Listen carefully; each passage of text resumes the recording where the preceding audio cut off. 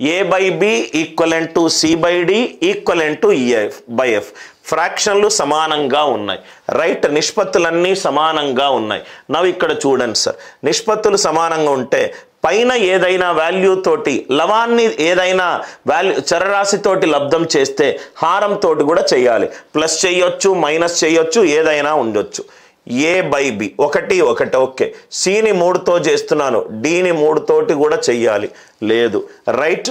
Aని 3తో చేస్తున్నాను, Bని కూడా చెయ్యాలి, లేదు, రైట్? A by B సమానంగా ఉంది, C by D. Fని 5తో లబ్ధం చేస్తున్నాను, ఈ తోటి కూడా చెయ్యాలి, లేదు, రైట్? ఇది A by B. Cని 3తో చేస్తున్నాను, Dని కూడా 3తో చేస్తున్నాను, ఈ ముందు 5తో చేస్తున్నాను, Fను కూడా చేస్తున్నాను. కాబట్టి ఆన్సర్ ఎంత? A + 3C - FE. ఇది మీరు చూడాల్సిన ఏంటంటే Cకి ముందు పైన కింద ఏ వాల్యూ తోటి లబ్ధం చేస్తున్నాను, ఈకి పైన కింద ఏ వాల్యూ తోటి లబ్ధం చేస్తున్నాను. అక్కడ ప్లస్ చేయొచ్చు, అక్కడ మైనస్ చేయొచ్చు.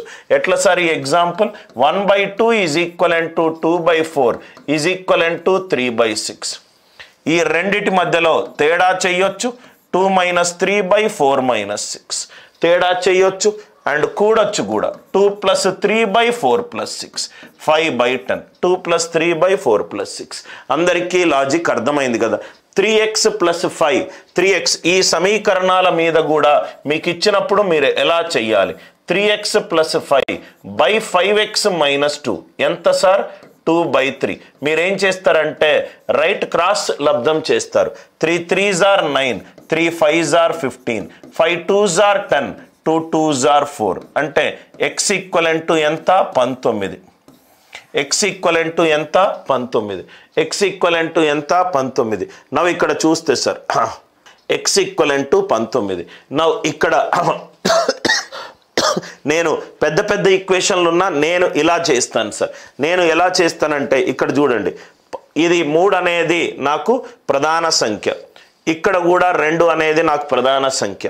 5x - 2 x 11 పెట్టుకుంటే 5 11 55 -2 55 - 2 అంతా 53. నాకు కావాల్సింది 3కు సంబంధించి, ఇక్కడ 5x - 2 5 19 95 95 - 2 93. ఈక్వేషన్ పెద్దగా ఉన్నా కానీ ఈ కాన్సెప్ట్ ఉపయోగపడుతుంది. ఇది చిన్న ఈక్వేషన్ కాబట్టి క్రాస్ మల్టిప్లై చేసుకోండి. 23 23 5s are 115 115 - 2 113. 113 అనేది 13 తోటి డివైడ్ కాదు, రైట్? 7 5s are 35 35 - 2 33. ఇది అవుతుంది. ఇక్కడ 33 కింద నాకు 11 కనబడుతుంది, పైన 11 కనబడకపోతే అది ఆన్సర్ తప్పు. 7 3 21 21 + 5 26 11 సంబంధించి ఏది కనబడట్లేదు. కాబట్టి ఆన్సర్ ఎంత? 19. 6/7 × 8/5 ఆఫ్ నంబర్ ఏంటి? 192. నాకేం కావాలి? 3/4 ఆఫ్ ద నంబర్ కావాలి, 3/4 ఆఫ్ ద నంబర్ కావాలి. మీరేం చేస్తారంటే 6 చక్కగా మనకు 6 3 18 6 2 12 8 1 8 4 x అనేది 4 5 20 27 140 x అనేది 140. ఇక్కడ సబ్స్టిట్యూట్ చేస్తారు. 3/4 × 140 4 35